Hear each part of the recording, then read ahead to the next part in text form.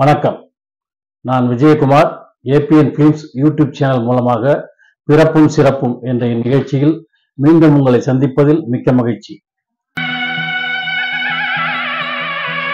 இன்றைய பிறப்பும் சிறப்பும் நிகழ்ச்சியில நாம பார்க்க போகின்ற திரைப்பட பிரபலம் யாருன்னு பாத்தீங்கன்னாக்கா, திரைப்பட நடிகை, பழம்பெரும் நடிகை திருமதி சுகுமாரி அவர்கள். சுகுமாரி அப்படின்ன உடனே அவங்களுடைய முகபாவங்களும் பேசும் திறனும் எல்லோருக்கும் தெரியும். இப்ப சமீபத்துல அவங்கள பத்தி தெரிஞ்சுக்கணும் அப்படின்னு சொல்லிட்டு யோசனை பண்ணீங்கன்னாக்கா, தனுஷ் நயன்தாரா நடித்த யாரடி நீ மோகினி அப்படிங்கிற படத்துல நயன்தாராவுக்கு பாட்டியா நடிச்சிருப்பாங்க. அவங்க தான் சுகுமாரி. கடைசி சீன்ல தனுஷை போட்டு வறுத்து எடுப்பாங்க. மிக சிறப்பான வசனம் பேசக்கூடிய, முகபாவங்களை காட்டக்கூடிய ஒரு சிறந்த நடிகை சுகுமாரி அவர்கள். இவங்க 1940ஆம் வருடம் அக்டோபர் மாதம் 6ஆம் தேதி ராஜபாளையத்திலே பிறந்தவர்கள். அதாவது இவங்க கேரளா, இந்த சமஸ்தானம் சொல்லுவாங்க இல்லையா, இந்த பத்மினி, லலிதா பத்மினி ராகிலாம் அவங்களுடைய இதுல பிறந்தவங்க. பத்மினியோட அம்மா சுகுமாரிக்கு அத்தை முறை. சுகுமாரி அவங்க பிறந்த ஊர்ல 2ஆம் கிளாஸ் வரைக்கும் தான் படிச்சிருக்காங்க. அவங்களுடைய அப்பா மாதவன் நாயர், அம்மா சத்யபாமா அம்மா. அவங்களுக்கு மகளா பிறந்தவங்க தான் இந்த சுகுமாரி அவர்கள்.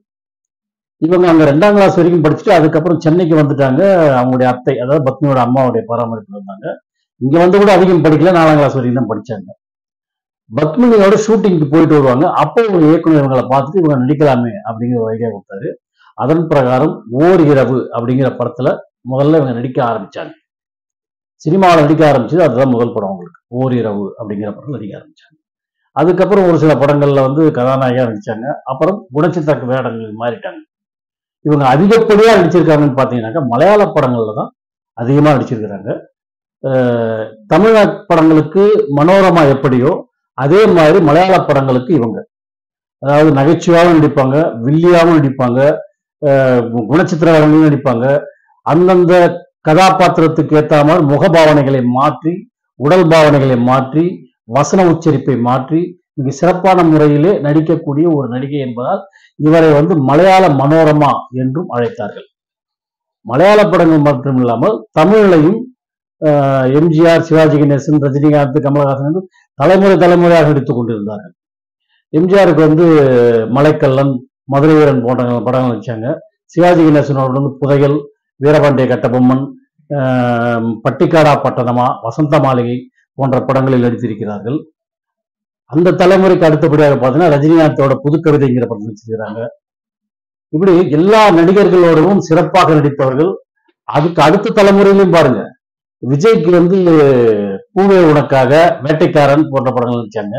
அஜித்தோட பூவெல்லாம் உன்வாசம் அப்படிங்கிற படத்தில் நடிச்சாங்க. அப்புறம் தனுஷ் நடிச்ச படத்துல தான் யாரடி நீ மோகினி, அப்புறம் ரட்சகன் படத்தில் நடிச்சாங்க.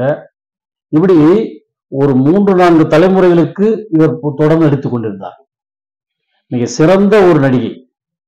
2500 படங்களுக்கு மேல் நடித்த ஒரு நடிகை. மலையாளம், தமிழ், தெலுங்கு, கன்னடம், சிங்களம், ஹிந்தி, ஆங்கிலம் என்று அனைத்து மொழிகளிலும் நடித்திருக்கிறார்கள். இப்படி சிறப்பான தன் நடிப்பால் மலையாள மனோரமா என்ற பெயர் பெற்றதோடு இல்லாமல் தமிழிலும் மிக சிறப்பாக நடித்திருப்பார்கள். வில்லியாக பட்டிக்காடா பட்டணமா என்ற படத்தில் மிக சிறப்பாக பண்ணியிருப்பார்கள். வசந்த மாளிகையிலும் அதே மாதிரி பண்ணியிருப்பார்கள். இவர்கள் நடித்த அனைத்து கதாபாத்திரங்களும் மிகவும் சிறப்பாக அமைந்தவையாக இருக்கும். மலையாளத்தில் இவர் அதிக படங்களில் நடித்து மலையாள மக்களிடம், அந்த கேரளா மக்கள்கிட்ட மிக சிறந்த பெயரை பெற்றவர் சுகுமாரி அவர்கள். பலவிதமான வசனங்களை பலவிதமான கோணங்களில் பேசி தன் முகபாவங்களை மாற்றி நடித்து சிறப்பான ஒரு நடிகையாக தமிழ் மட்டுமில்லாமல் அனைத்து மொழிகளிலும் நிலைநிறுத்திய நடிகை திருமதி சுகுமாரி அவர்களின் பிறந்த நாளான இந்த அக்டோபர் 6ஆம் தேதியை பன்முகத்தன்மை கொண்ட நடிகையின் தினமாக கொண்டாடுவோம் என்று கூறி விடைபெறுகிறேன். நன்றி, வணக்கம்.